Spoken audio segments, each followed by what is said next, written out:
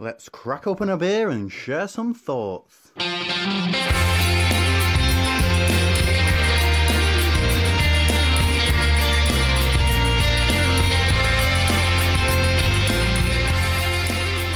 Welcome to Opinions, and we are celebrating 8 years of the Beer O'Clock Show this week, aren't we, mate? I can't believe it's 8 years since you started doing this show, Steve, and you're still going.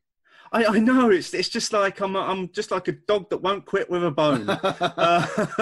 But obviously, I didn't start this alone. I started this with Mark 8 years ago, and it's a real pleasure this week to welcome our guest drinker. Is Mark from the Beer O'Clock Show. Mark, welcome back. Hello, thank you for having me on Hopinions. He couldn't help himself. I knew you was going to get that in as soon as you could. Mark, how the devil are you, mate? I am very well, thank you. Very well. How are you two? We're very good. All the better to hear your smooth, silky tones once again. Yeah, it's good to see you, Mark, and hear you. And same. So we've got first beer in the glass Yes. this evening. So I think let's talk about what we've got in our glasses, and then we'll have a chat with you, Mark, about what you've been up to for the last 4 years. So as our guest, what are you drinking for your first beer this evening? This is where you get to hear because this isn't an English brewery or an English-speaking brewery. This is a brewery from Germany, and so you get to hear me trying to pronounce German words, which is always fun. Because I recently subscribed to Beer 52's subscription box as an easy way of getting beer. And one of the beers they sent me was Hell das Blau from the ABK brewery, who are based in Munich. So yeah, it's a Munich Hell's Lager. Nice. Ironically enough, my newest local to me isn't actually a pub, but it's a bar in our local golf centre that's just around the corner from where I live, and they have that on tap. Oh, really? In the bar, that's their kind of house lager. So I've had that on draft, and it is absolutely delicious. So I look forward to seeing what you think about the bottled version of it. Cool. I do wonder if they've made a bit of a push, because the Crafty bar, which is opened in the town next to where I live, they also had that as a regular lager now as well. Steve, what you got in your glass, mate? I have gone for, in honour of the theme of the show, and as we've got Mark back on with us tonight, I have gone for a beer that was an absolute classic from our very first season of the Beer O'Clock Show. I've got Sierra Nevada's Pale Ale, which I think we did towards the end of the first season of the Beer O'Clock Show, and both of us kind of went, wow, beer can taste that good. But it's a beer that I return to time and time again in terms of it being a go-to, a fridge filler, a classic. And you like a powwow, don't you? I do like a powwow, yes. have you got a list of things there that you're going to get into this show this evening? Brain. It's just my Refidex, my little internal Refidex. Martin, what are you on? I've got a similar vein to your Sierra Nevada, Steve. I've gone for Larganitas Ipa. Nice. Which, again, I can't remember if you guys had this in the early days, but it certainly falls into the same sort of bracket for me as the Sierra Nevada when it first came out. But it was like beer can taste like this. Are you sure? Very drinkable, 6.2%. Really, I've always enjoyed it. I know obviously Larganitas perhaps aren't held in such the same esteem as they were once after their merge and then buyout from Heineken, but it's the 6.2 bottle version is definitely something I revisit when I go to the supermarket. Well, speaking of which, shall we dive into the first beer then? Absolutely. Cheers. Cheers, guys. That always hits the spot for me. It really does. I don't think you can go too far wrong with Sierra Nevada Pale Ale. It's citrus. There's subtle piney and resinous notes in it, and then it's just got one of the most balanced bitter finishes you're ever going to taste in a beer. I'm really happy that I enjoy that beer and that I go back to it as often as I do. I can't disagree with you there, Steve. I think the fact that you can pick it up in a 4 for whether it be £6 or £7, depending on supermarket choice, I think it's pretty phenomenal, really. And it's a bit of a go-to beer if I go to some of the bars near work. because if I see it on, then I don't think about anything else. I just go, I love a pint of Sierra Nevada. Although I think the draft version in some of the bars, like All Bar One, is closer to 5% rather than the 5.6. I think so, and I have to say, I also find that draft version a lot fizzier, as well than the bottled version. It feels as though they've almost ramped up the carbonation to compensate for the lack of ABV. Yeah, it's not the same beast, but it's still a drink worth going for if you're not too sure what else is on. The Lagunitas is tasting bang on. Doesn't taste like 6.2%. It's still got a bit of a resinous hit. Still got a nice, again, bit like Sierra Nevada, a bit of a balanced dry bitter finish. And yeah, I can see. It reminds me why I really took to it originally. Again, I'm pretty certain that they do a draft version now, which is lighter in body and lighter in ABV, which I've seen around. And when I've gone to Holland, I've seen it in a few Heineken bars because obviously with the Heineken connection, and it's definitely lighter. But the 6.2, again, I think these come up on those offers as well, Steve and Mark, but the 4 for £6 or 4 for £7. At 6.2%, it's not too bad because they're slightly bigger bottles as well, aren't they? Yeah, mine's 355? 355 mil. Yeah. How's the ABK, Mark? It's really nice. I mean, I'm not a huge fan of lagers in general because I find that the yeasty headiness always goes to my head. But this is a good example of a German lager. It's like got that kind of full-bodied toastiness, if you get what I mean, from the malt. But light enough that you could swill it if you wanted to. I generally like German lagers, so I'm enjoying it. It's light, but it has enough body on it that it tastes interesting. Well, I mean, they've got good heritage there, haven't they? I mean, I don't know enough about ABK to know what their background is, but Munich Hells has got plenty of centuries of work behind it. So yeah. You'd hope they'd get it right.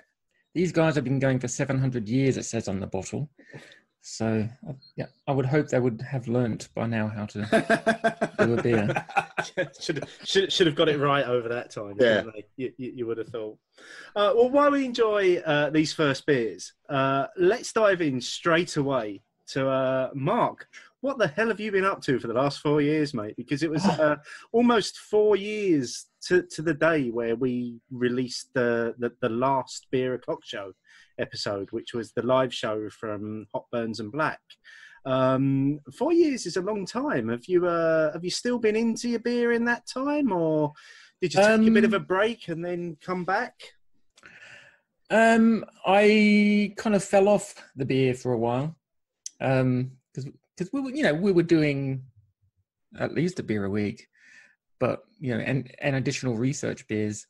So I was putting the weight on. So I decided I would give up the beer to try and lose some weight. Turned out it wasn't the beer that was putting the weight on. It was me shoving food in my face too much, and that hasn't stopped.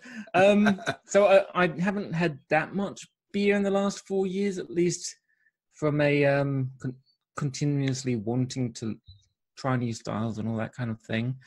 I've done a little bit of YouTube gaming stuff, Twitch gaming stuff. That's kind of what I've been doing, which the 4 years of podcasting really helped with, because when you're talking about, to a live audience of what you're doing and all that kind of stuff, thinking off the top of your head, that's where the podcasting has really benefited from that. I've done a couple of beer reviews here and there that I've put on YouTube that did nothing. But that was a couple of years ago. Other than that, it's just been doing the work thing, traveling a little bit back home to Australia a couple of times, Lake District a couple of times, hiking, all that kind of stuff. Yeah, it's just been a pretty quiet life, really. Having to move twice in 4 years hasn't helped. So life has been eventful, but not in a hugely eventful way. You get what I mean? Yeah, I get what you're saying. Yeah. But I've gone into the beer a little bit this year because Bev, my wife, got me a walking tour, like a beer walking tour in Bermondsey for Christmas, me and one of her pals. And so we went on that in February. So that was good to go to breweries, some of which I had been to before, like Brew by Numbers. We knew those guys a little bit, and Spatch and Hob Day and places like that. So that was pretty cool to get back into the beer swing of things. Yeah, and finding that one beer at Brew Bar Numbers that I can't remember the name of. But Steve, you will remember there were times when I would have a beer that I absolutely loved and would swill, but it was of an ABV that wasn't the swillable type, and I would pay for it 5 minutes later. You were there for a few of those moments, so I think we all remember most of those moments. I had one of those moments, so it was like 5 minutes after that. Oh, I need to go home now. Fortunately, that was the last beer. So that's basically been me for the last 4 years. Yeah, I think Unhuman Cannibal is possibly one of those that comes into that category, isn't it? I'm sure a lot of our long-term listeners will always remember that original Unhuman Cannibal show where we basically descended into a pair of giggling school children within about 15 minutes. It was quite the night. So you say you've just recently started getting back into the beer. Yeah. I know that's how kind of we ended up talking a little bit recently, because you mentioned you got the Beer 52 subscription, and with that comes the Ferment magazine, and you saw an article in there about the podcast, and it made you chuckle that I had referenced you in that. Yes. So are you starting to find beer again? Are you looking to kind of restart that journey into beer? Yeah, because in the last year or so, I've been getting into cooking as well, because there was a period where my wife and I were binge watching MasterChef Australia. So from that, I decided to get into get into cooking, and that gets you into flavors, and that kind of reminded me of how we would investigate different flavor profiles through beer, and how exciting I found that. So I decided I would have a look at the beer stuff. And I missed doing beer reviews. You know, I wasn't necessarily very good at it, but I enjoyed it. So that's when I decided to, especially after that little beer walking thing. Because what was interesting is the chap I was with, sorry, my cat is shouting in the background. He makes a change from Martin's dog. Yeah. So this chap, he likes his craft beer, but he doesn't necessarily know the talk about it. And that's one thing that I picked up from you and from the podcast and all the people we spoke to, is being able to talk about it, different styles and all that kind of stuff. So I found myself talking about that, and I've really enjoyed doing that and tasting the different styles on the walk. So I signed up for this Beer 52 thing to get a bunch of beers selected for me, which obviously they do. It's just gone from there, really. I forgot to cancel, so they've sent me another box of beer, which are all Dutch beers. So that's going to be exciting to go through. That turned up yesterday. The legacy of what we started, Steve, has finally come around to me getting back into beer and everything I learned from it. You can never truly escape it, Mark. No. It'll always drag you back in. One of the things that I always remember from recording with you, and obviously you say you've moved twice in the time since we last did it, was you always used to have a shelf behind you of all of the beers that you hadn't yet got round to drinking. Now I'm picturing that shelf still exists somewhere, because I can't see it behind you now. But are there still a lot of beers on a shelf somewhere that you've still just not got round to drinking? Not a lot of beers. They're all in boxes now, because they're all the ones, say, like the Fuller's vintage ones are still in their original cardboard boxes and are in a box from when we moved last time. And because you gave me a couple that you said, these are good cellar beers, they're good for aging, so they're still there. And one day, I keep thinking, either one day I'll look them up on eBay and find out that Fuller's 2012 is worth £1,000 or whatever, and I can sell that and retire on it. Or we will meet up one day and have a load of really old beers together and reminisce, and I'll get around to them one day. I think, Mark, you and Steve should do the latter. I'm quite happy to sit in and adjudicate your views while supping your beers as well, obviously. But yeah, I have to admit, I was looking forward to seeing the beer shelf behind you as well, Mark. Shame, because soon after I finished doing the Beer O'Clock show, I changed jobs, and as a leaving present, they got me a selection of craft beers, which ended up being 2 24-bottle boxes. So I had 48 bottles of beer. So I had to get through them before they all went off. So that may have put a stopper on my beer consumption for a while. because I had to kind of power through those a little bit. All the fancy stuff is in a box somewhere, nice and safe, so they don't get broken. So obviously, as I said at the outset, this is kind of 8 years of the Beer O'Clock Show as we recalled this week. So it's brilliant that I'm sat here with both of my previous co-host and the current co-host as well. And as I like to commemorate these occasions, I've got a list of stats that I want to share with you guys about the last 8 years. They're in a spreadsheet, aren't they? Of course they're in a spreadsheet. Mark knows about a spreadsheet as well as I do, I reckon. Everything's in a spreadsheet to do with this show. You've got to keep accurate records of historical events. That's the way I look at it. So let's have a quick rundown of some of these, because some of these are quite interesting. So to date, we have done, including this show, we have put out 338 podcasts, including all the various spin-offs that we've done under both headings. 178 of those were the old Beer O'Clock Show format, 158 the new Hopinions format. So obviously there will come a time very soon where they will cross over and we would have done more Hopinions shows. The very first Beer O'Clock Show was on the 26th of July 2012, which featured Southwold Bitter. Yes. It ran for 37 minutes, and I'm pretty sure I remember at least 20 minutes of that discussion being about the Olympic opening ceremony rather than the beer. Talk about. Yeah, it was all filler, wasn't it? It was because I must admit, going back to that very first show, I didn't know what I was doing. Mark, you said to me, "Let's do a podcast. You can be a beer expert," and I was like, I drink beer. I don't really know too much about it. Well, to me, you were the beer expert because you were checking things in on Untapped all the time. And I thought, well, he drinks more than Foster's, so that's interesting. He's exotic. And I've done a couple of podcasts in the past, so I thought we'll get on, we'll have some beers, and we'll just talk about stuff.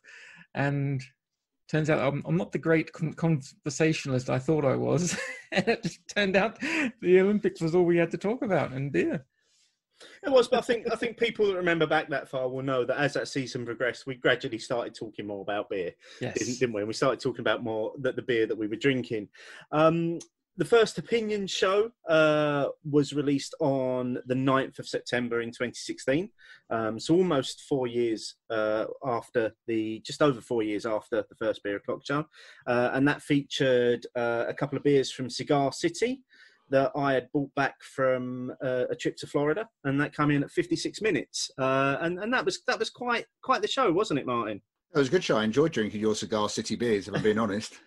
But they were fairly fresh as well, I think, if I remember correctly. There was one previous episode where the three of us have recorded together, which was the first episode of season 10 of the Beer O'Clock Show, which was episode 148, which was our 10th season. And we decided to celebrate that by having a listener drink with us every week, and for that listener to suggest the beers as well. Over the last 8 years, we have featured 861 beers as feature beers on the various podcasts. The most featured breweries are Brewdog, who currently have 34 appearances, Fuller's, who have 32, of which I think most of those are vintage ale variations, and then Beavertown, who have got 21 appearances. And then from all of those beers that were featured, I always thought I was quite good at almost regulating what we've featured on Hopinions to not duplicate content that we've done in the past on the Beer O'Clock Show. But there have been 17 beers that have featured on both podcasts at one time or another, and just a few of those that really stand out for me. Beavertown's Gamma Ray somehow was featured 3 times. I wonder how. I don't know how that's featured 3 times, but it has. Magic Rock, Bourbon Barrel Bearded Lady, and Unhuman Cannibal have both featured on both shows. Thornbridge Jaipur has featured. All Vow, Saison DuPont, 2 of the Fuller's vintages, 2012 and 2014, have featured on both shows. And then finally, the probably the most notable one is Brewdog's Sink the Bismarck, the 42% quadruple ice distilled IPA have featured on both shows as well. Of course it has. it's been great looking back over some of those stats from the last 8 years, and I still struggle when you say it's been 8 years of doing this, because it has flown by. It really has, and especially in the last few months, as Martin and I have moved to doing this virtually, and we've reverted back to a weekly format as well. In this time that we've been stuck at home, Mark, any standout beers that you've been really enjoying? You mentioned you're obviously on the Beer 52 subscription. Is there anything in there that's been real standouts for you? Yeah, well, I'm looking at my Untapped, and I generally don't untap things unless I actually really like them. And there was 2 from that box that I got a couple of months ago. The first one was Magnitude of Thoughts from 71 Brewing, who are based in Dundee, I think. The style of it, I can't remember, but I remember quite enjoying it. I think it was an IPA. And the other one was C4PO West Coast IPA from BRLO, who are in Berlin, I think. So that was an IPA as well. So both of those really stood out. I believe they were both in cans as well. Okay. I like canned beers now. I don't know if you remember when canning first became like a really big thing in the craft circles. We were kind of sticking our nose up at it a little bit. And now it's like mini kegs, aren't they? Everything's in a can now.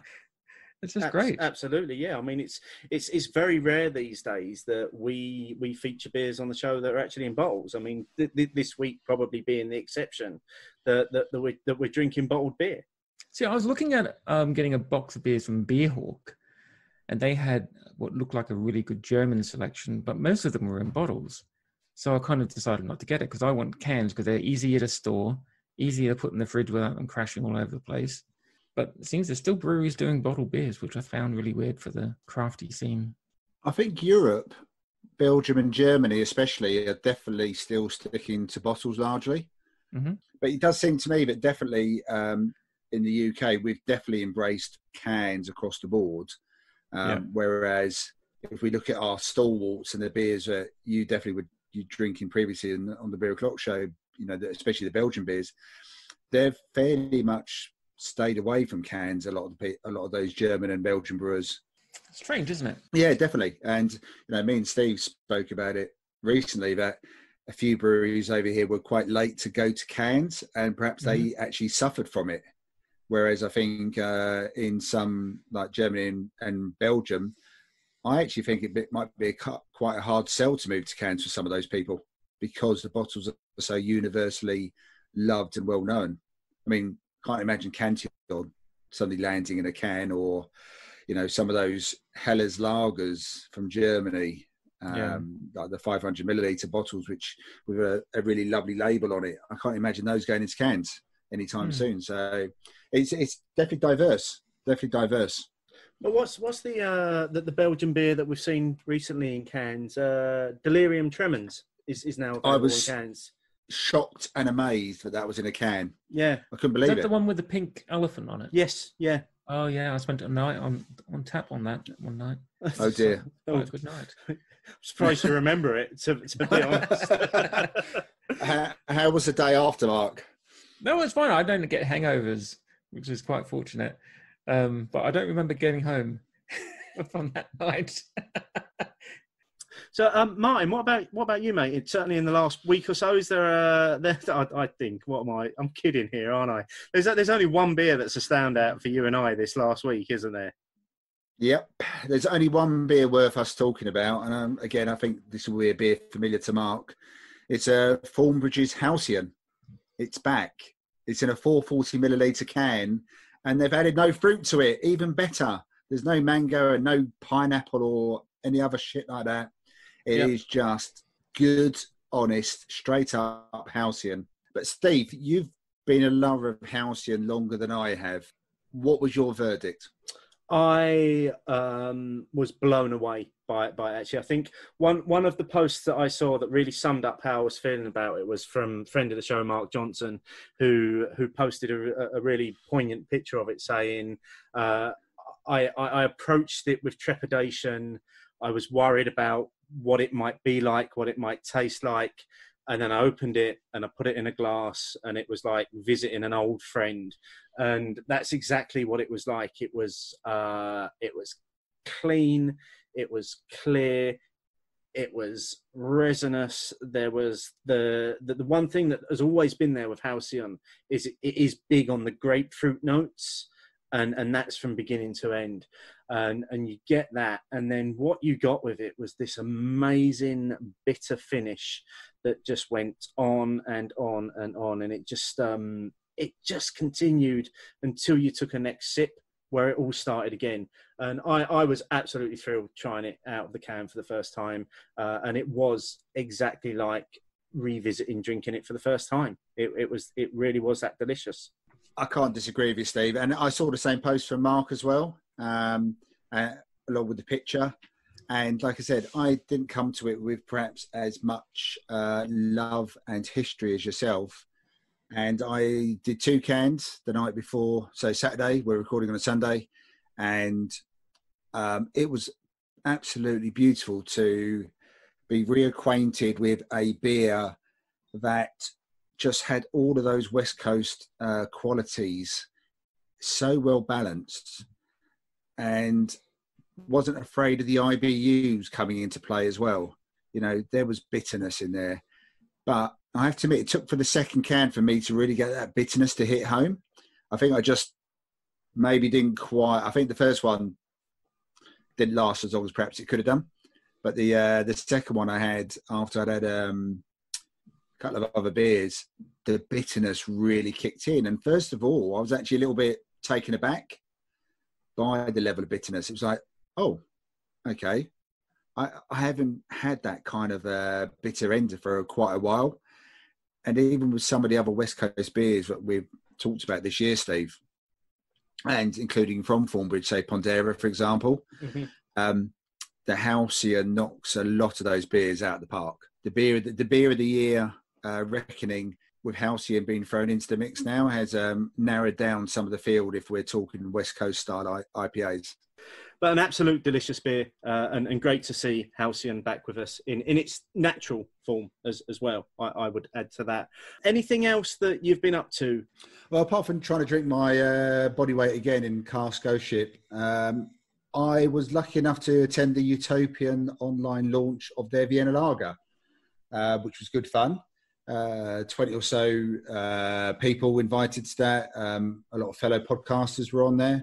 So Beers Without Frontiers and Sheffield Hopcast were definitely represented on that. So that was good fun. Andrew from River and Brews was on there as well. I have to admit, and this may come as a bit of a shock, bearing in mind how much we waxed lyrical about the dark lager recently, Steve. I actually think I preferred the Vienna Lager to the dark lager. Did you get a chance to try it at all? I know you couldn't make the online launch, but did you get a chance to sample it? I did. I tried it just before recording this evening, actually.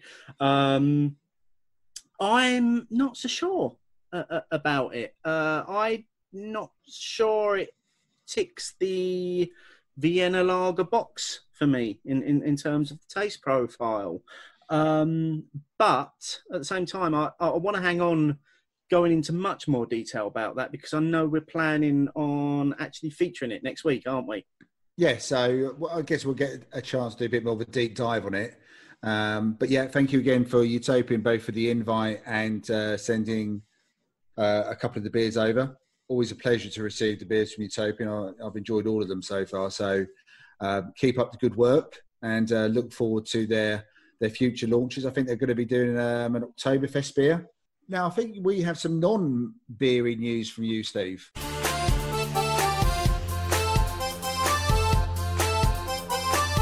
Listeners and followers on Twitter will know that as of Saturday, I did my 100k cycle ride that I had been building up towards over the last few months, which came as a bit of a surprise to me as well, more than anything else. Judging by the look on Mark's face on this this Zoom call, a bit of surprise to Mark as well. I'm impressed, but exercise, no. It's bad for you, Steve. So, Steve, how? So, I mean, you obviously planned. You and your friend Colin had planned the route throughout the course of the week. I think you set off between 6 and 6:30 on Saturday morning. How long was it from? I know you had a few stops planned for a bit of refueling, but how did you get on with it? How long did it take? Actual ride time was about 5 hours and 45 minutes. We had probably about 4 or 5 breaks in the end. A mixture of planned stops where we had that there were places on the route where we had planned to stop to sort of like refill water bottles and have some food and that sort of thing. And then there were a couple of unplanned stops as well. One towards the end where basically I drained my water again. I drank about 3 litres of water while I was riding that distance. So we had to find luckily enough towards the end of the route, I knew there was a shop just off the route. So we had to nip into the shop to get some more water. But yeah, it was okay, actually. I mean, there was a moment between 40 and 50 miles where I began to doubt myself, and it was just more of a case of I think it was tiredness kicking in. I always knew I was going to finish it, but I questioned as to whether I'd be able to physically finish it. But yeah, by the time we got to the end, I think in the end we clocked up 65 miles, which was just under 105k in total. And actually, as of day of recording, which was the day after I did the ride, I'm not actually feeling too achy in the legs either. I thought I'd be suffering a lot more today than actually I have been. I do just want to say, because I did do a few little live things on the day of the ride, and I know a few people got involved in that, and there were lots of well wishes as well. So thank you to everyone that supported me on that ride. I did enjoy doing it. It was a bit of a personal achievement, a personal goal that I wanted to get to, and I look to see where I can take the ride in next, really. Well, we look forward to the update, and obviously at some point, hopefully you and I will be able to meet up on our respective 2 wheels and maybe do a few pubs in Essex via the bike, Steve. I'm still very much looking forward to that. Yes, that's still one that I want to get round to, and hopefully we'll be able to record some of that as well for our listeners to hear. And with that, let's jump into this week's news quickly. So first up, quite sadly, news about a couple of closures that we've picked up this week. First of all, and actually absolutely devastated to find this out today, as of the day of recording, is that Alfie Burns in Dublin is no more. I don't want to talk about it, if I'm being honest. Let's move on. It is a sad moment. That's one of our fantasy pub crawl picks. Sadly, we won't be able to visit again, but I do. At least we have the memory of our last visit there last November. Our last visit with Mark Johnson and Matt Chinnery was an absolute...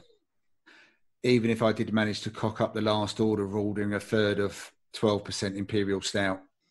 Yeah, not realising that it was a third of a litre. Yeah, Mark, I thought I was ordering a third of a pint, and it was actually a third of a litre, and it came out. I was like, that's a bit big for a third. And she said, no, it's a third. And I thought, oh, shit, it's a third of a litre.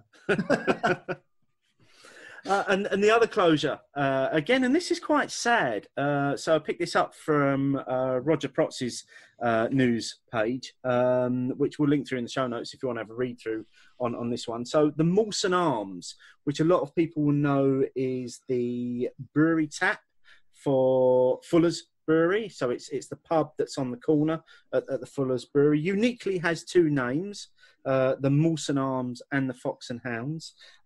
Is to close. And that's a victim of the brewery being sold to Asahi. And basically what they've done is they've moved the offices away from the brewery facility. And therefore the Mawson Arms is now, in their words, surplus to requirements. It's a grade 2 listed building. And as I say, it's quite rare in the fact that it's got 2 names, and that goes right back to a one-time publican having split the building into an ale house and a separate wine and spirits bar as well. Now, I think this is quite sad news, actually, and I think this begins to mark the demise of Fuller's as a brand. It definitely changes it, doesn't it? So with the sale of Fuller's and then moving people out. But for me, that pub is the start and finish of the tour. So you meet up in the tour. That's when people come in and say, who's on the 2 o'clock, who's on the 3 o'clock. You obviously finish in the hot bar, I think it is, inside, but then most people will gravitate towards going back to the Mawson Arms for a pint of cask before they leave. And it's mentioned, I think, a couple of times in the History of Fuller's book, which Adrian Tierney-Jones did as well. It is, yeah, I think it's sad. You know, it was never going to be one I could ever get to religiously or regularly just because of where it is in West London. But I always knew it was there, and I knew that if I did the Fuller's tour, it was going to be my starting point and probably my end point. So, yeah, I think there'll be a lot of people who miss it, and a lot of that will be for nostalgia reasons. If you're talking practically from a business point of view, then, yeah, perhaps I can understand it. But for Fuller's fans, it becomes more that Fuller's are now a pubco hotelier company rather than they're definitely not a brewery. They've physically separated themselves from the brewery as well now. Maybe the brewery will change its name as well. Who knows? So, yeah, sad day.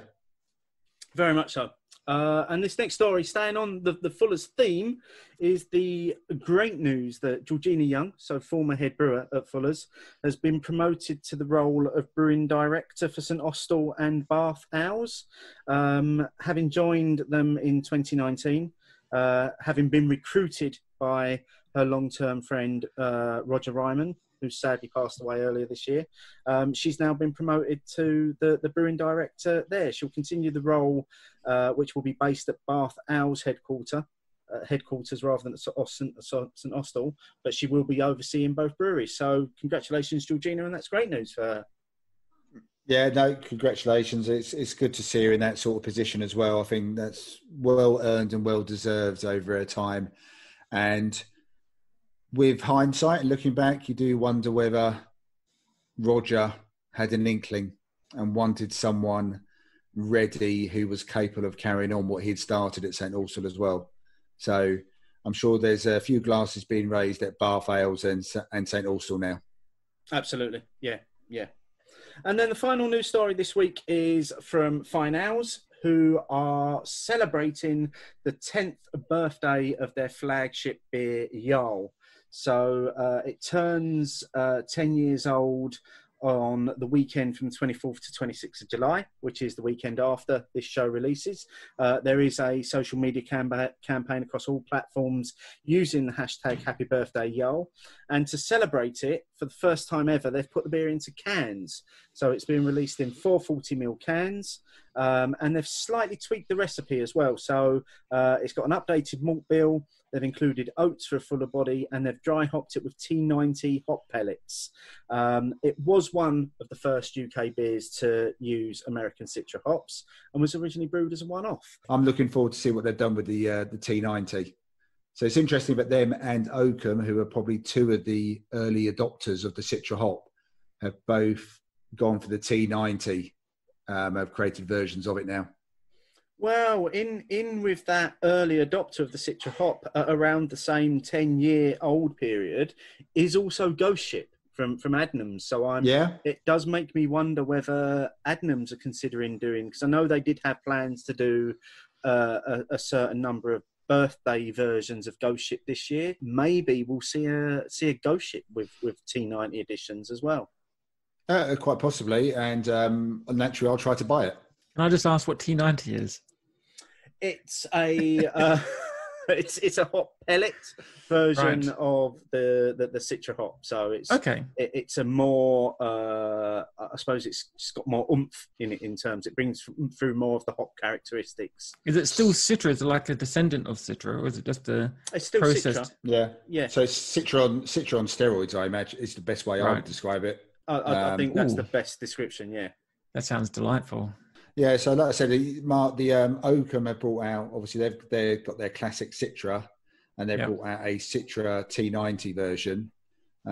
So Fine Ales doing something similar with Jarl is, I think, expected. And yeah, I'm very much looking forward to see what it's like. I think it's quite brave for someone like this to do that, because I think Jarl is held in quite high esteem by a number of people.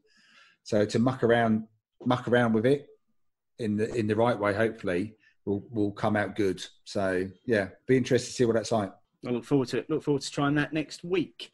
And with that, I would imagine, as we have been waffling for ages, really enjoying the catch up with Mark. Quality waffling. Absolutely. If there is a dry glass in this house, I would be very surprised right now.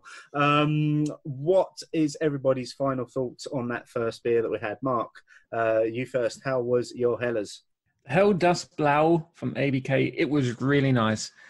A nice bodied, toasty lager without the headiness that I dislike in lagers generally. I mean, it's a German style lager, so you don't get that kind of yeasty headiness anyway. So I really enjoyed it. Yes.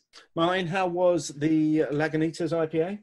Really enjoyed it. Like I said, actually, I was just looking at Untapped while we were going through this, and it's a little while since I've had the bottle.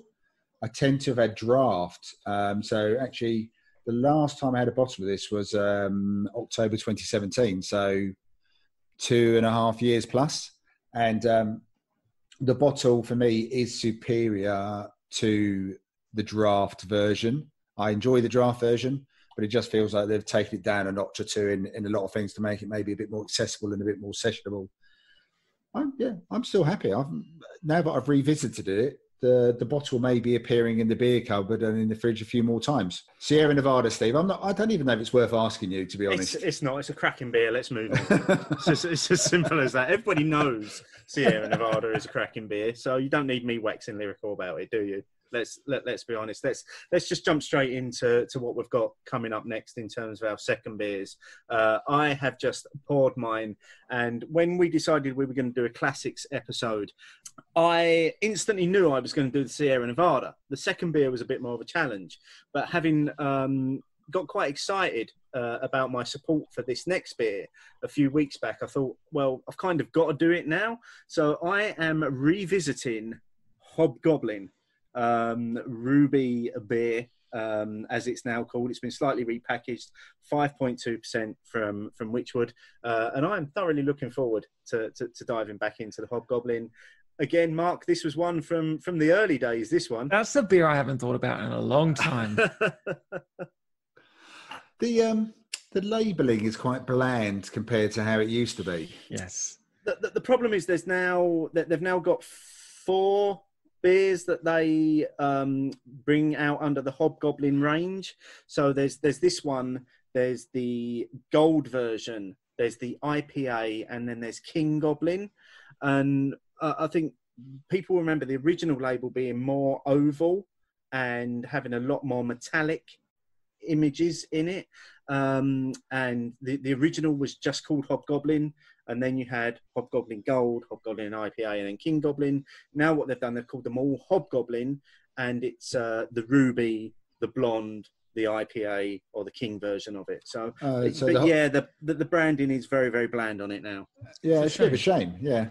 I think it's lost a lot of its character. It used to be quite rock and roll, didn't it, the old label? Yeah, absolutely. Yeah, because that was their inspiration for their Are You Afraid to Taste Something Lager Boy t-shirt, wasn't it? Yeah, very much so. Yeah. Mark, what's your second beer of this evening? Well, I'm going to a classic as well. I don't know if we ever did this on the show, but I think we may have at least touched on it at one point. It's from our old friends up in Scotland, Harvestoon. It's the old engine oil. Oh, nice. I know we at least did this because we were invited to a Harvestoon porter and cheese thing once. Do you might remember, Steve? Yeah, we did a bit of work with them for a while, didn't we? Where we got some of their experimental beers in as well. And I remember having some very tasty cheese and some old engine oil paired perfectly. So I'm looking forward to tasting this. I haven't had this in a very long time. But I think this was the beer that kind of was my gateway beer towards porters and that kind of heavy, darker style of beer, which when we started doing this show, I was very reluctant to try. But I love it now. Excellent. Oh, look at that little smile. That little smile for the benefit of people listening. That's a very happy face talking about the dark beers. And I think continuing on the dark theme, Martin, you've also gone dark here as well. I have. So not quite as dark as the engine oil, although I think having had that recently, I think Mark's definitely going to enjoy that revisit. I've gone for McEwans Champion. Now, I've gone for this mainly for two reasons. One of them is you, Steve. You mentioned it a few weeks ago as being a beer you were having on the Sunday when you were doing your roast dinner rather than having the broadside. But also it's a beer that my dad has found recently as well. During lockdown, his visits to Spoons have been severely curtailed. And he's taken to sending my mum to the co-op on a regular basis. My dad does like, and he'll fully appreciate me saying this, he likes his unit per pound. And this McEwans export comes in at 7.3%. So I imagine your roast dinner was quite good, Steve, when you had it. It's very good. I mean, my decision has largely been driven by the fact that it's now available in Aldi for $1.49 a bottle. So, and it is very, very drinkable for that ABV as well. So it is a beer that I do enjoy. The only thing I would say is the bottle I've got, it's a bit lifeless in the glass. I'm a shame. Yeah, I'm a little bit hesitant. So just to show Mark and Steve, it's just very, it's like having a cask beer at a beer festival. Now that's really interesting because you've got that in a tulip glass, and I normally drink that in a pint glass and do quite a hard pour on it as well in a pint glass. So I actually normally get a fairly decent head on. Okay, on well it. Maybe the same for me to learn, but I mean hopefully the flavour and aroma will still kick in. So should we give it a go? Yeah, let's dive in. Cheers.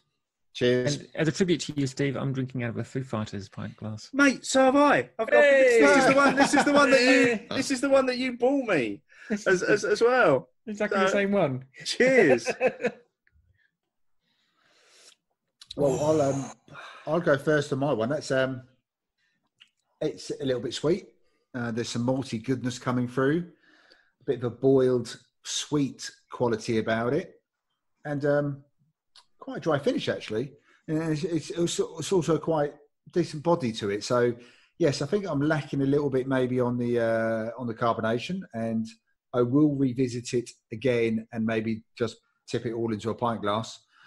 But yeah, not too bad for 7.3% for a classic purchase from the supermarket, from that bit of the supermarket that I don't often go to these days as well. Well, interesting your use of the word classic there, which we're going to come on to shortly. Mark, how's the Old Engine Oil? I had completely forgotten how good this beer is. I mean, I remember really liking it back in the day, but it's so smooth and it kind of settles on your palate and dries out to this nice, thick, tarry, almost a spiciness to it at the very, very edge at the end. Oh, lovely, lovely. It is like drinking beery oil. It's gorgeous, Steve. I've got to say, mate, I'm disappointed seeing as you was trying to tick all of the old catchphrases that you've drunk 2 beers and you haven't used the phrase "it tastes like beer." Yeah. Well, there's time. Correct me if I'm wrong, Martin. You might know this one. Old Engine Oil, isn't that the base beer that they use for the Ola Do? I'm fairly certain it is. Yeah. Yes. I thought so. Yeah. I mean, and if that's your base, you can only go upwards from there, can't you?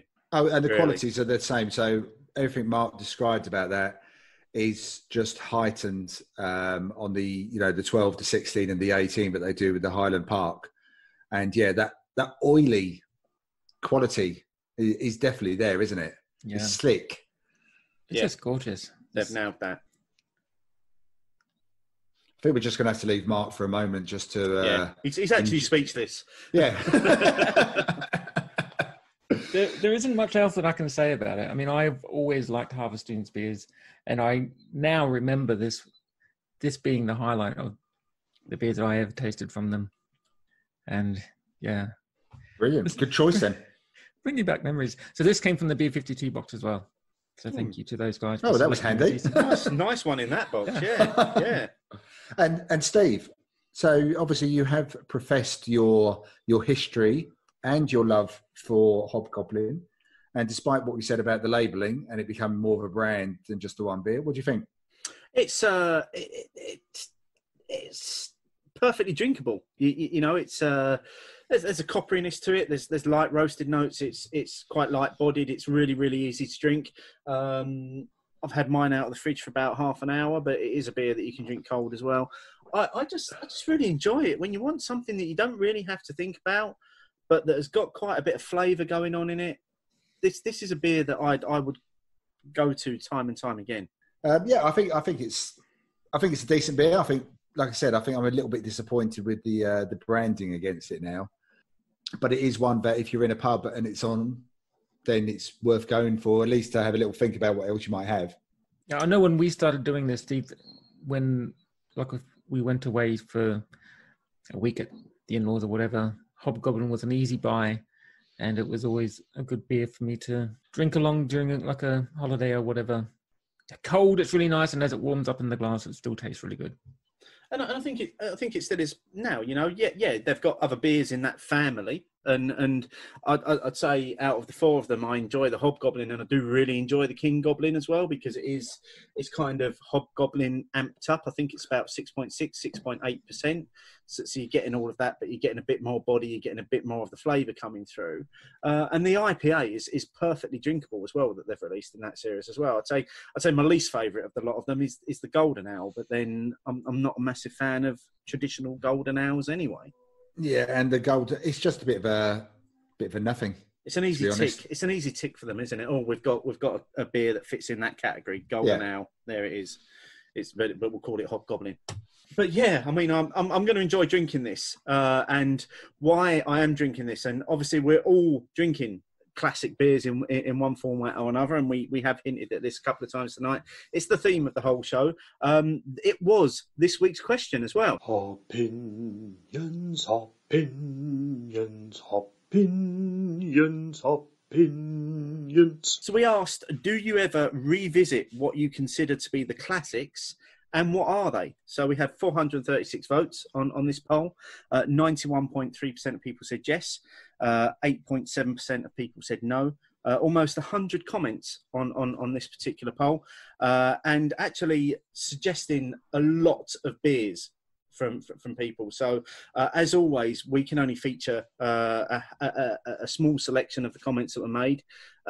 We are grateful for everyone that made a comment. There will be a link in the show note to the original question if you want to have a look at all of the answers. But I took all of the responses that we've got in terms of classics, and what I tried to do was almost put them into categories in terms of what we mean by classics. And Steve, what mechanism did you use to do this? Well, obviously I used the spreadsheet to put this together, because that's the only way you can ever do anything is on a spreadsheet. But I came up with 5 categories. Now, what I'm going to do is I'm going to put a link in the show notes to this as well. So if people do want to have a look at this particular document that we're talking about, they can. There's no real science to this other than a bit of research around the years that beers were first brewed, or what we know of them. So the 5 headings that I came up with were European heritage, so including such beers as Augustina Brau Hells, going back as far as 1382, your Trappist beers, your Orval, your Rochefort 10, your St. Bernardus and your Westvalertons, ranging between 1836 and 1998. And then your likes of Cantillon and Saison Dupont coming in at the 1900s, 1950 respectively. And then also within that category, we've got Guinness around the 1959 mark. So that's kind of in the European heritage section. And then we've got UK traditional in terms of your regional beers, and a couple to pull out here is the oldest one in this particular column was Theakston's Old Peculiar, which apparently was first brewed around 1890. Probably a very different recipe from what we've got now. But also within this category, we've got both of the beers that you and I are drinking, Martin. So Hobgoblin 1983 and McEwans Champion 1993. But we've also got things in here like Taylor's Landlord, Harvey's Best, Fuller's ESB, Proper Job and Citra. They're all in this one. You've then got the US craft movement, which is where we start getting some real significant names coming up. So again, both of the beers that you and I have drunk, Sierra Nevada Pale Ale, 1980. So I can't believe that beer is 40 years old. I'm I surprised. really can't. I'm surprised at that one. I didn't realise. I thought it was going to be 90s. I am. In fact, that beer is older than Hobgoblin, the Hobgoblin that I'm drinking. So that's quite astounding, really. Lagunitas IPA's in there, 1993. You got Stone IPA in there at 97. So both my beers I happened to choose were both the same year. Both the same year, yeah. Okay, that's complete coincidence. There was no science behind that one at all. So that's quite odd as well. Yeah. The year you were born, Martin. Amazing. Thank you very much, Mark. Yes, I've aged well. Also under that US craft, we've got two, I suppose, style innovators as well. So you've got Goose Island Bourbon County Stout, first brewed in 1992. And then you've got, which I think is widely recognised as one of the first barrel-aged beers. Yeah, I think so, because when we've spoken to them before and when we've heard talks from Goose Island, when they first created that beer and they entered it into the Great American Beer Festival, didn't it effectively get disqualified the first time round? Because there was no category. There wasn't a category for it. The other one in here that I said under the style innovator was the Alchemist Teddy Topper, which I think is widely acknowledged as being the first of the Vermont style IPAs that used the different yeast. It was a little bit hazy and a little bit softer in its approach. The final two categories that we've got under this are what you call your modern day classics. So Rooster's Yankee, 93, Marble Lagonda, 97, Jaipur, 2005, Punk IPA, 2008. And of course, we know that Punk IPA wouldn't exist without Jaipur. Fine Jarl, that we've already spoken about tonight, 2010. Gamma Ray in 2012. And the Colonel's Table Beer. And this one surprised me. First brewed in 2012 as well. I thought that was much later than that. I did as well. It definitely wasn't on my radar in the early 2012, 2013. I wouldn't have known that existed. Yeah. And then the last category, before we get on to some of the comments this week, is what I've kind of termed as your next generation of classics. So Wild Beer Millionaire, 2014. Daya Steady Rolling Man, which came up time and time again in responses to this poll, 2015. Track Sonoma, 2015. Tiny Rebel Club Tropica, 2016. And then, interestingly, probably the most recent Trappist release in Tint Meadow, being released in 2018. So they're your next generation of potential classics that are coming through. And like I say, we've kind of put that in a bit of a timeline, and that will be available linked through in the show notes. No real science behind it other than me doing a bit of dating on some of those beers. To be fair, there's some good shouts in there. I mean, I knew that ESB from Fuller's, because they effectively created the style, was the 70s, but referencing what Mark said earlier, the Fuller's ESB is closer to my birth date than the Larganitas IPA. But thank you very much, Mark. I think there's some fascinating versions of what you might call a classic, both in your spreadsheet, Steve, and the comments we'll come on to. People will have different versions of the word classic. So I think we should start diving into those comments and see what other people think. Yeah, without a doubt. So first up from Ian Smith at Fine Ian. Fairly sure this question is intentionally vague to promote discussion, but seeing 5-year-old beers alongside the likes of Orval and German lagers as classics is weird. And I actually think it was that comment that prompted me to put them under different headings to try and do that timeline to see where they all sat next to each other. No, you just wanted to do a timeline. You were doing a Back to the Future kind of thing, weren't you? Probably, yeah. A similar vein from Chris Clough at 9 Squirrels Brew. When I hear classics, I'm thinking Orval and Westmalle, personally. From Richard Eason at _E_Richard. All Belgian beer is timeless. Tons of stuff, never stop being good. And sticking on the Belgian beer theme, like many others, Belgian beers make up many of the classics that I love to go back to. On a personal level, the classic UK beer is probably Tribute, as it's the beer that got me into beer. And again, I love going back to that. And that was from Josh Hales at Joshua A. Hales. From Saisons in the Abyss at A.D. Goodrich. Agree about Belgian beers, Jaipur, Cannibal, etc. Basically, anything I loved 10 years ago that I still go back to and enjoy is a classic. From James at James Moosh, most of what I drink are classics. Orval, various gooses, other Belgians, Czech lagers, pint, Manchester bitter, other cask bitters. I rarely drink anything new these days and never without trusting the brewery or recommendation. From Dave Morton at Demon Beer. If I've spent good money on several underwhelming beers in a row, I'll return to the classic examples as I know I won't get let down. And from Points of Brew at points_of_brew. I suppose classic is subjective, as I'd call some brews a classic as I drank them when I was starting to getting into craft. I'd always go back for an occasional Proper Job, Punk, Gamma Ray or Phantasma, which I define as classics for me, but just maybe not for everyone else. Simon Clark at Simon Carbon. Yes, if I can find them in good condition on cask. Jaipur, Harvey's Dark Milds and Austell Proper Job. Shout out for Daya Steady Rolling Man for being a modern classic. From Gerald Doherty at Drinking Games. No, but only after recent realisation and decision. I used to get so excited about American beer, many of which to me are classics. But I can't remember the last time I had a good one. Even those classics pale in comparison to new local stuff. No pun intended. And the final two comments of the 100 comments we had. From Mike Maguire at Maguire Mike. With the amount of New World beer being kicked out every week, I've been going back to the classics and modern classics more and more. Duvel, Proper Job, Old Peculiar, Sierra Nevada. Just would prefer the classics on cask where they belong. And finally, from Pete Brissenden at Pete Brissenden. So sick of hype, but I essentially only drink the classics now. Well, that was to the point. Thank you, Pete. Very much so.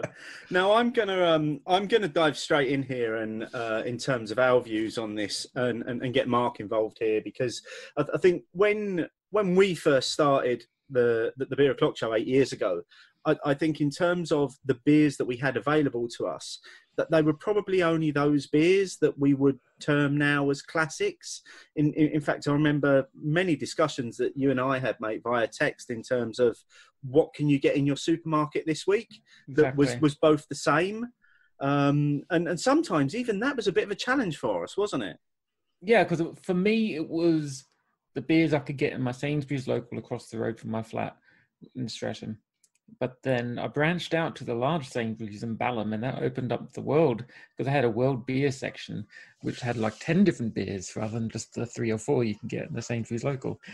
So it was all stuff like Adnams, Green King IPA, all that kind of wonderful stuff. It still hurts me that we did Green King IPA on this show. It really does. Well, sorry, I'm going to jump in there and say, but we've all gone through a rite of passage on various journeys, whether that be beer, music, whatever it might be. And Green King IPA has been around a long time, and Green King have been around a long time. So, and it was definitely easy, and still is easy to get into a supermarket, isn't it? All supermarkets pretty much have Green King IPA. Yeah, it was, and I'm just looking at unsurprisingly the spreadsheet in front of me of the beers that we've done on the show, and just to go over a few of the beers that we did in that very first season in terms of their classic nature.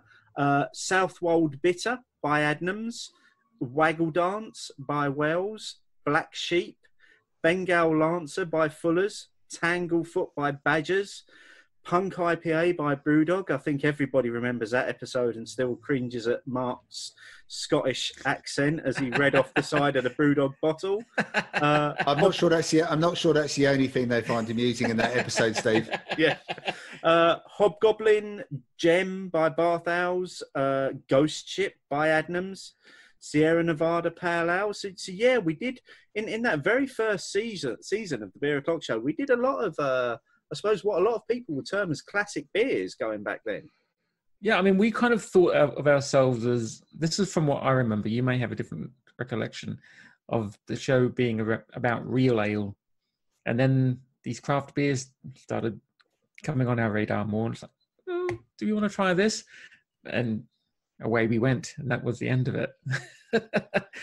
I think so. I think our gateway to that was maybe some of the because early on in our life we struck up quite a good relationship with Innis and Gunn, didn't we?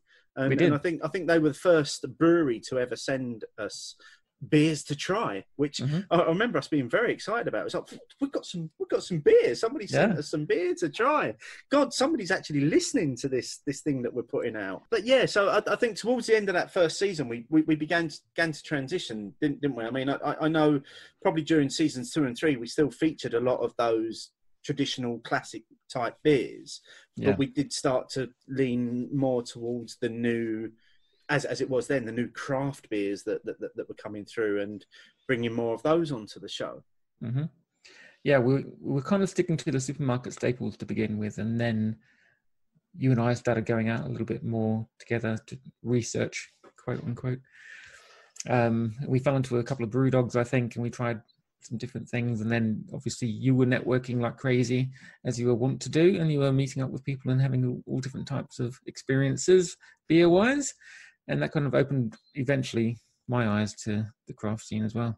Can I just jump in there? Obviously, cool. as a listener of the Beer O'Clock Show, which apart from you, Mark, as doing the editing, and you, Steve, as co-host, probably listen to it maybe a little bit less with a different ear. I think that was quite good though, because your journey was very much mirrored, I think, a lot of other people's. My awareness of what has become to be known as craft was fairly much 2011, 2012 as well. It was a fortuitous moment when you guys met and decided to start doing this, because I would have started off in the same sort of vein. What beers can I get easy? That would have been my starting point. And it's your supermarket generally, because off licenses were on the decrease. Bottle shops weren't necessarily a thing back in 2012. And you would go for those beers that you saw often. And those are the ones which featured on your first show. But even then, looking back at that first season, Steve, some beers there like Bengal Lancer. I think that's still a cracking beer the last few times I had that on cask. And I know that obviously you were having them in bottles. So yeah, I think it's mirrored a journey for a lot of people, including my own. And I think that's a key thing about this topic that we're discussing tonight in terms of the classics, because I do think maybe a lot of people will come into beer via beers that are available in the supermarket, regardless of putting the whole supermarket discussion to one side, whether it's a good or bad thing, but people are getting introduced to a range of beers in their supermarket. They're generally starting maybe with some of these classic beers. They might pick up a few Hobgoblins because they're on offer. They might pick up a few Sierra Nevadas for the same reason, but they'll taste those and then they'll be like, oh, I enjoyed that. What else is available? And they'll try more of those classics on the supermarket shelves. And maybe when they've exhausted the supermarket shelves, they then start doing essentially what Mark and I did, which was started going, oh, actually, there are shops online that sell beer. And as you say, Martin, back in 2012, we start. There weren't a lot of independent bottle shops. Now there are a lot more, so there are more places to get your beer. But I do think the classics are sometimes a gateway to other beers as well as for me personally these days, being beers that I like to go back to and just really enjoy drinking without thinking about. Oh, definitely. I think. And again, I think the word classic can mean one thing to one person and something else to another. I mean, and apologies to listeners and to you, Steve. I'm going to use a Doctor Who analogy here. The old series of Doctor Who, which ran from 63 to 89, is very much referred to as the classic era. And from 2005 to present day is called New Who. But if someone's coming in now and finding Doctor Who, then them going back 15 years, there's a good chance they're going to consider your 2005, Jaipur, as a classic. Technology was different, the way it's presented was different, the characters were different. That will become your classic. Everyone has a different version of classic, and I think your spreadsheet has illustrated it quite nicely. Actually, I had no idea that Sierra Nevada went back as far as 1980. I definitely would have said that was another 15 years younger than that. So I was amazed at that. So I think it is quite good. I mean, the McEwans Champion very much feels like a beer of a time before the 1990s, perhaps. But ironically, isn't it weird that we brought out in the UK McEwans champion, very much of a style that's recognised over here. It's effectively it's a brown ale. It's just a bit of an amped up version. Whereas the US were bringing out Larganitas IPA, which was massively hop focused with that dry, bitter finish. So you couldn't get two more divergent beers than those two beers, similar to your pale ale and your Hobgoblin. When we first started on this journey, those were the beers that essentially we were featuring beers that we wanted to drink, weren't we, Mark? It was kind of, there were many weeks where we'd literally be having a text conversation while you were stood in the supermarket saying, I can see these 3 beers on the shelf. What can you get? Yeah, I distinctly remember standing in the aisle at Sainsbury's Local saying, they've got Punk IPA. Shall we do that this week? And you saying, I've heard it's terrible. And thinking, well, that's going to be a giggle, so let's do that one. And that may have coloured the first review that we did of Punk IPA, which is haunting us still years later. It is, Mark. It is, Mark. It still is a show that people refer to as... I still stand by our original review, by the way. Well, to be fair, for what it tastes like now, it is terrible now. I don't care if people agree or disagree with that, but I think Punk now is probably at the worst it's ever been. I'd agree. Can I just do a shout out to another beer that I found in the Sainsbury's Local way back then? And I again remember the first time I drank it. It wasn't on the show as well. I was editing the show. And it's where the peachy thing comes from, which was Golden Glory by Badgers, which I cracked it open. I drank it on the 31st of August, 2012, when I was editing the show. It was a steaming hot day. And I cracked open this beer, which I'd never tasted anything like it before. And just the taste of peaches just opened up my mind of what a beer could be. And a few months later, I remember going into, the Holborn Whippet, and saying, what do you recommend? They said, well, what kind of beer do you like? I said, I like Golden Glory by Badgers. And the guy, I don't think his eyes could roll back any further in his head. I was like, oh, okay, well, I like those kind of ones. I don't remember what he recommended, but that kind of made me realise that maybe Badgers weren't held in the esteem that I held them in amongst certain people. But a lot of people do hold Badger ales in very high esteem. And they should. Golden Glory is one of the best beers ever produced in this country. I think it's an excellent beer. I think it's a brilliant beer. I think their beers are probably quite underrated by a lot of people as well, if you get to talk about the classics. So I think it's a really good shout out. But I would have loved to have been there when you said that to the guy behind the bar, the Holborn Whippet. The Holborn Whippet of all places. One of the very early craft beer bars in London. Yeah. I do remember your love for that beer, Mark. I really do. But I think that sums up the nature of the whole. What's a classic to you is going to be different to what it is to me, to what it is to Martin, to what it is for everyone else. Everyone will have their own view of what a classic is, and this is obviously a discussion that we encourage our listeners to continue getting involved in. Use the hashtag opinions, and we will find you, and you may very well feature in this next part of the show. Let us know, write it down. Let us know, write it down. Let us know your thoughts and bitter and lingerness. Write it down. So from Mark Johnson at Mark N. Johnson. Again, I don't know why I'm saying Mark N. Johnson. No. Everybody knows where they can find Mark Johnson on Twitter. Great snippet, gang. Great to listen to Johnny. I owe a catch-up of his podcast and lovely detailed description of Steve's pub visit. You are back to be in my Thursday morning commute this week. From Adam Johnson at Maybe Not a Fad, catching up on episodes as I'm a little bit behind, then hearing the effing and jeffing from Martin and Steve, and I'm like shocked gif on that tweet. So, apologies for that. We have got a bit passionate over the last few weeks about a number of issues. Yeah, actually, I popped in to see Paul at Two Brews, and he said, "Yeah, I've quite enjoyed the last couple of episodes." I said, "Yeah, was that the ones where we ranted a bit?" He said, "Yeah, they're good." More ranting, yeah. From Johnny Beerboy at Johnny Beerboy, great snippet. Really enjoyed the Brew York are getting some love around the country. Been enjoying their beers for a good few years as a regular visit to York. Made me aware of them early on. Haven't tried Big Eagle 2020 yet, but must. They also brew a lager called Freya's Gold, which, given Freya is my daughter's name and she's quickly approaching her first birthday, going to have to order a few cans of. And from Simon Clark at Simon Carbon, off the back of this episode's rave reviews of Big Eagle IPA, I've just put an order in. Also ordered a few others, including the Kiwi Brown Ale. A well-hopped brown ale is a thing of beauty. Simon, can't wait to hear your review about that one. I'm looking forward to Simon's thoughts on that as well. Ian Hay at II Hay. With the lack of travel, I've been a bit behind with the show, but I'm ashamed to say, and I've listened to 5 episodes on a country walk today. Oh, that's commitment right there. Excellent as always, and the Kiwi Brown sounds like my kind of thing. Might have to place a little order. And I think a few minutes later, Ian confirmed that he had actually indeed placed an order for some beer. And from your boy Rob Edwards at Rob Edwards 90, so true about Andy from Elusive Brew. His beers are as nice as him. Love that comment. Yep. From Weird Beard, thanks for the kind words, guys. We remember that night in Colchester, our man Brian's old stomping ground.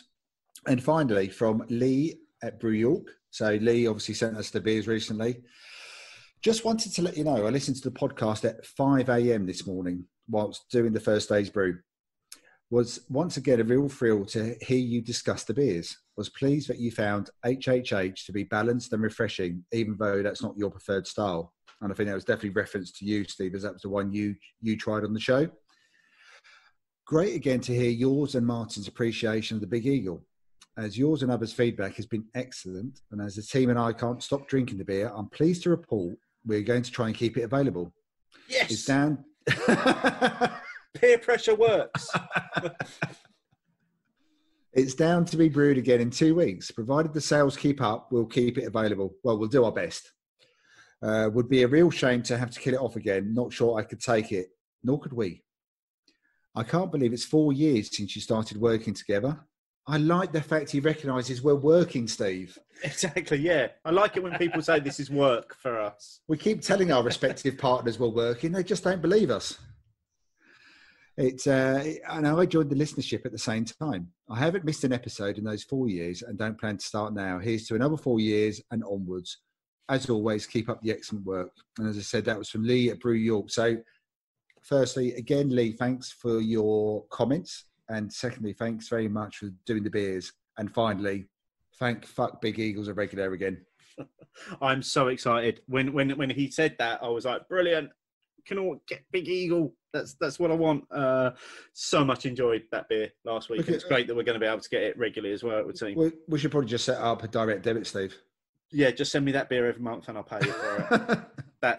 That'll do. But yeah, great that we had all those comments this week, and thanks to everybody that made a comment on the show. As I say, use hashtag opinions, and we'll keep finding your comments and including them in the show. I think we're probably approaching, well, I certainly am once again, an empty glass. Yep, Mark's nodding along, Martin's nodding along. Mark, how has your beer been in that glass? Have you got any left, or have you done it all? Oh, it's been gone for a while. It didn't last long at all. 6% old engine oil.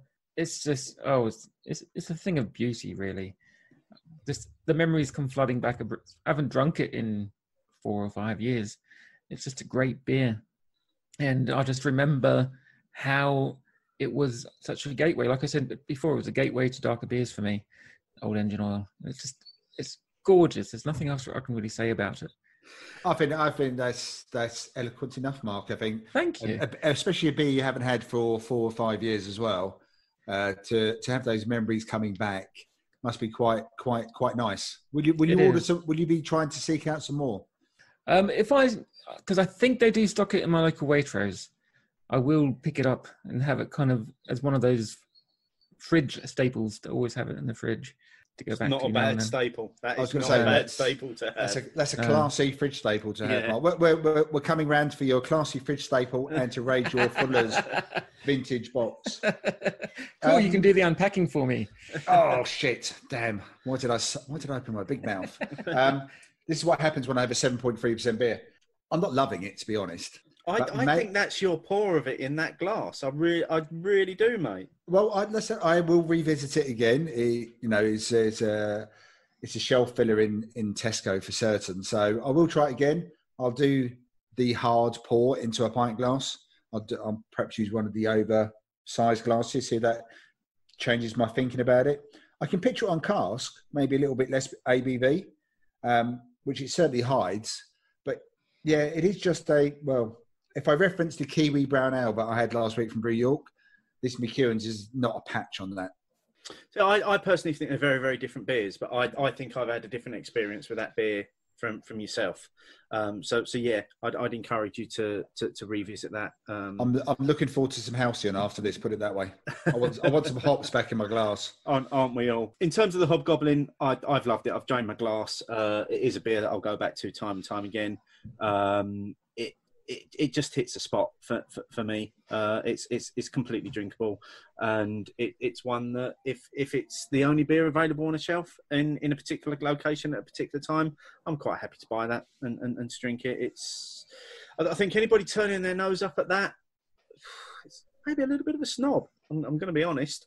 It's not a bad beer. It really isn't. Ooh.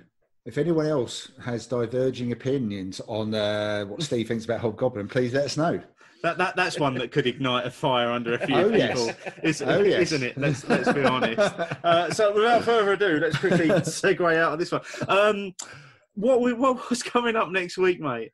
Well, I think we've referenced the couple of beers which we're going to hopefully do on the show. So the Vienna Lager from Utopian. So we can do a bit more of a deep dive on that, Steve. And also the new iteration of Fine Ales Jarl. Be very interested to see how that compares to the original. Maybe it's a bit stronger, maybe it's the same ABV, different build. So yeah, that'll be quite interesting. That's everything I know about next week. I know that I'm drinking 2 beers and I know what they are. I'm looking forward to trying both those beers as well. Obviously, we'll be discussing another opinions topic as well next week. Mark, it really has been a pleasure to have you back on with us again this evening.